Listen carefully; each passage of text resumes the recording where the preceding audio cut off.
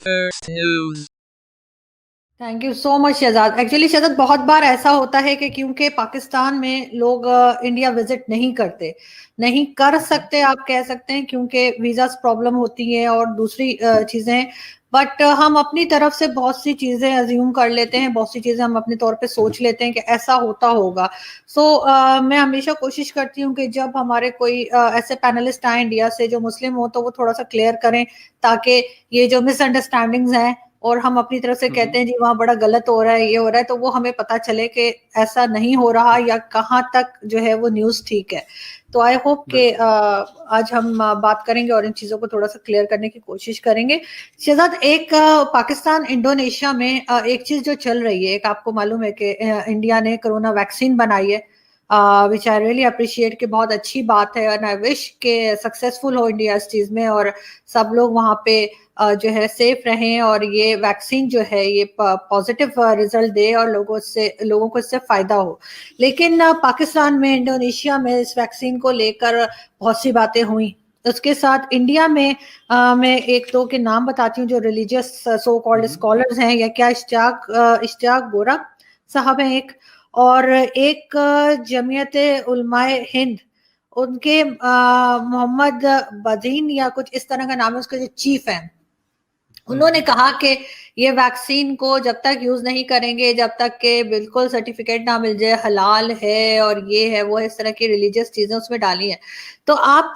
क्या समझते हैं कि इस तरह की बातें फैला के, इस तरह के रूमर्स फैलाकर जो है, क्या इसको रोकने की कोशिश करेंगे, कि या फिर ये कि जो मुस्लिम वहां पे रहते हैं भारत में, वो इस तरह की नैरो माइंडेड नहीं है, इस तरह की सोच नहीं रखते और इस वैक्सीन को लेने के लिए वो कोई इस किस्म की बात नहीं करेंगे कि इसमें हलाल होना चाहिए, या इसकी पैकिंग में कुछ लोगों ने ऑब्जेक्ट किया है इंडिया में, तो उसको आप किस तरह देखते हैं?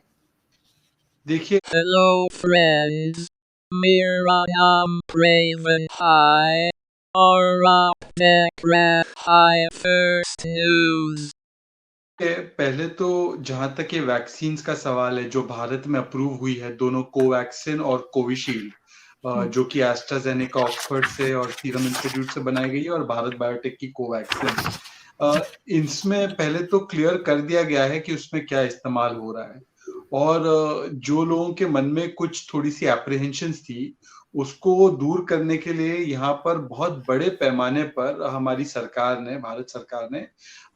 डिसइंफॉर्मेशन कैंपेन को बस्ट करने के लिए बहुत कैंपेन्स चलाए हैं। और खुद प्रधानमंत्री ने एक नहीं, कई अनेकों बार, अब उनका हाल ही में इंटरैक्शन भी हुआ, जो लोग जिनको ये वैक्सीन लगी, बेनिफिशियरीज, उनके साथ उन्होंने ऐसे ही जैसे हम बातचीत कर रहे हैं, उन्होंने बातचीत भी की और उनको बार बार डिसइंफॉर्मेशन से बचने के लिए कह रहे हैं। अब कुछ लोगों का मैं माफी से कहना चाहता हूं कि कुछ लोग यहाँ पर जो भारत में हैं, वो कोरोना विरोध से ज्यादा मोदी विरोध करने में ज्यादा दिलचस्पी रखते हैं। तो उसमें क्या हो जाता है कि कभी-कभी उनको, जैसे हमारे यहाँ पे एक सूबे के मुख्यमंत्री रहा करते थे, उन्होंने कहा कि ये बीजेपी की वैक्सीन है। अब किसी और ने कहा कि इस वैक्सीन से नपुंसक इम्पोर्टेंट बन जाएंगे। अब कोई और अपनी थियरी दे रहा है। तो ये अलग-अलग प्रकार के लोग हैं, टाइप के लोग हैं, जो कि एक सबलिमिनल फियर्स जो होते हैं कुछ लोगों में, उनको केवल अपनी वोट बैंक की राजनीति के लिए या अपने धर्म के नाम पर राजनीतिक दुकानें चलाने के लिए इस तरीके की अनर्गल अफवाहों को हवा देते हैं। और उनको ये नहीं समझ में आता कि इसका इतना दुष्परिणाम, मतलब लॉन्ग टर्म इतने नेगेटिव इफेक्ट्स होते हैं। जैसे भारत में पोलियो ड्राइव हुआ था, माफी से कहना चाहूंगा, इसी तरीके के लोगों ने एक भ्रम फैलाकर मुस्लिम समाज के कई लोगों को ऐसे भड़काया था कि कई लोग उस वैक्सीन को नहीं ले रहे थे अपने बच्चों के लिए, और उसका बहुत बड़ा खामियाजा भुगतना पड़ा मुसलमानों को। तो आज भी जो लोग इस तरीके की कैंपेन चलाते हैं, उन्होंने कभी वैक्सीन कैसे बनती है, कौन सी वैक्सीन mRNA है या कोई vaccine adeno vector based vaccine है या इनएक्टिवेटेड वैक्सीन है, किस तरीके से उसकी एफिकेसी है, क्या सेफ्टी है, लैंसेट में उसका पीयर रिव्यू हुआ है, उनको इन चीजों से कोई समझ नहीं है। हमारे यहाँ पर इंडिपेंडेंट रेगुलेटर ने सारी चीजें देखकर क्लियर की है, सभी के लिए क्लियर की है, उसमें कोई ऐसी शंकाएं भी नहीं है, और ना वो जो तरीके के रूमर्स फैला रहे हैं वो भी उसमें कोई सच्चाई नहीं है। खुद वैक्सीन मैन्युफैक्चरर्स ने क्लैरिफाई किया है। तो उसके बावजूद भी अगर ये रूमर्स फैलाए जा रहे हैं तो उसके पीछे सिर्फ और सिर्फ मैं समझता हूँ मिस्चिवियस एलिमेंट्स है, और उनको समझना होगा कि पब्लिक हेल्थ पर इस तरीके का मिस्चिव और पॉलिटिक्स नहीं करना चाहिए। और कम से कम धर्म के नाम पर, मैं मुसलमान हूं, मैं आपसे कहता हूं कि मान लीजिए कि अगर ऐसा मौका आता है कि जान बचाने के लिए अगर पोर्क कंज्यूम करना पड़े, तो कुरान में जो लिखा है वो आप और मैं दोनों जानते हैं उसके बारे में। तो इस तरीके से तो है नहीं कि अगर कोई चीज आपकी जान बचाने वाली है, पहले तो उसमें है ही नहीं पोर्क, पर जो आप अगर ये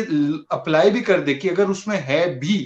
तब भी कुरान क्या कहता है और इस्लाम क्या कहता है वो बड़ा क्लियर है। तो फिर भी अगर किसी को बहकाना है, भड़काना है और सिर्फ इस कोरोना के वैक्सीन ड्राइव को फेल करना है, भारत का वैक्सीन ड्राइव जो होगा वो दुनिया का सबसे बड़ा और ऐतिहासिक ड्राइव है। 30 करोड़ लोगों को हम वैक्सीनेट करने वाले हैं, 3 करोड़ को पहले फेज में, फिर 27 करोड़ को, जो सबसे वल्नरेबल ग्रुप्स है। तो मुझे लगता है कि इसमें लोगों को अफवाहें नहीं फैलानी चाहिए, खासकर जब उनको इस विषय पर कोई भी इंफॉर्मेशन ना हो।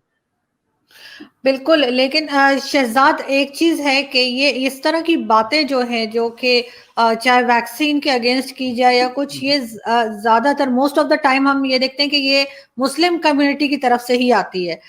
भारत में स्पेशली। तो आप क्या समझते हैं कि वहाँ पर जो मुस्लिम्स रहते हैं वो बहुत पीछे हैं एजुकेशन में, एजुकेशन वाइज बहुत पीछे हैं, हायर एजुकेशन और जो रिसर्च सेंटर्स होते हैं वहाँ पे बहुत कम मुस्लिम्स हैं। क्या इसकी वजह एक एजुकेशन है, और क्यों मुस्लिम्स एजुकेशन में भारत में पीछे हैं? क्यों हम उनको उसी लेवल पे नहीं देखते जहां बाकी लोग खड़े हुए हैं, उस जगह क्यों नहीं है?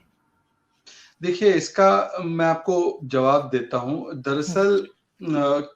क्यों भड़काया जाता है इस तरीके के रूमर से, इसके पीछे मुस्लिम कम्युनिटी का दोष नहीं है, पर मुस्लिम कम्युनिटी के नाम पर जो हम कहते हैं मुस्लिम अपीजमेंट की पॉलिटिक्स की जाती है भारत में।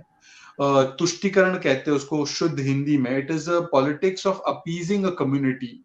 To play to their fears, to play to their interest exclusively, not in a secular manner but in a very Islamist communal manner. तो वो पॉलिटिक्स जो कुछ पार्टियां यहाँ पे तथाकथित सो कॉल्ड सेकुलर पार्टीज करती हैं अपने वोट बैंक को बढ़ाने के लिए, उन पार्टीज का दोष है। अगर आप देखें जो बयानात आए हैं वैक्सीन को लेकर, नेगेटिव बयानात और हाईली इलॉजिकल बयानात, वो सारे बयानात उन्हीं secular so called secular parties के हैं, चाहे वो कांग्रेस हो, चाहे वो समाजवादी पार्टी हो, चाहे वो इस तरीके के जो पार्टीज है जो इस वोट बैंक को केटर करना चाहती है अपीजमेंट पॉलिटिक्स के जरिए, वही ये चीजों को, इन थ्योरीज को आगे बढ़ा रही है या उन ग्रुप्स को पेट्रोनेज दे रही है जो इन अनर्गल रूमर्स को फैला रहे हैं।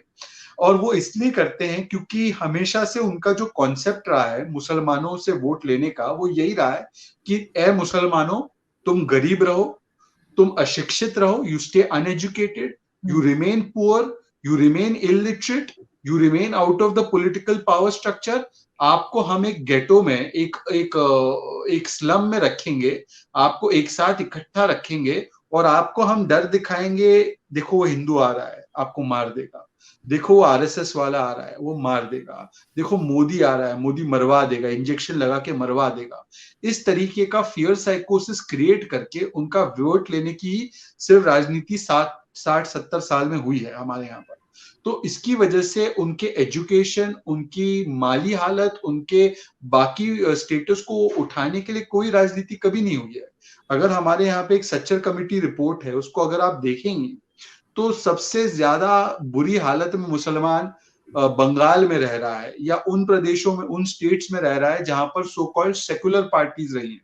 और उनका फॉर्मूला केवल एक है, don't ask us for anything like education और अपलिफ्टमेंट, आप केवल ये याद रखो कि हम आपको उनसे बचा रहे हैं, हम उनसे मतलब हिंदुओं से बचा रहे हैं, वरना तो हिंदू आपको राइट्स में मार देगा। तो इस तरीके के झूठे अफवाहों को फैलाकर मुसलमानों को डराकर ये राजनीति की जाती है, 60 साल से की, इसलिए वो गरीबी में अभी तक है। और अभी भी वैक्सीन से लेकर हर मुद्दे पर मुस्लिमों को मोदी से डराओ, बीजेपी से डराओ, आरएसएस से डराओ, ये राजनीति चलती Thanks है। for watching.